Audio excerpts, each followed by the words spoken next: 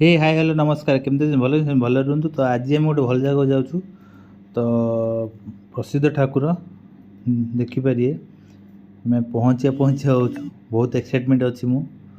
तो fast time wife भी जानी ना आम कुआड़े आसु। तो देखु बाबांकर मंदिर जापे आम कौ मंदिर को आईचु आ भितर सांग मैंने देखु मंदिर स्ट्रक्चरटा देखु केते बढ़िया लगुच। आ पाखु जाई देखिए तो देखु मुझे खरार मास्क पिंधिकी मैडम ता चलते चश्मा पिंधिकी देखु बाबा को देखिले दर्शन करूँ ये मत मंगल हम मनस्कामना पूर्ण हम। तो देखु आठी कारुकार्य देखु सांग मैंने केते बढ़िया लगुच।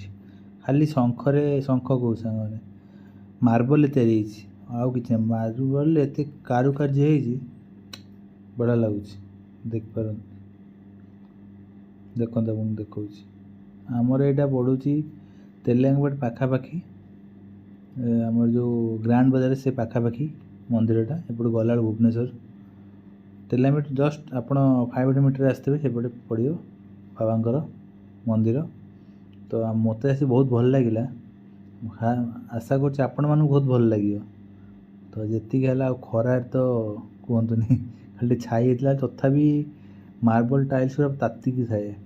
तो ये गल फटो फटो उठेदा माँ को मुंडिया माइलु तापर आम आम बाटर माँ को दर्शन कर आसिलु बहुत भल लगे।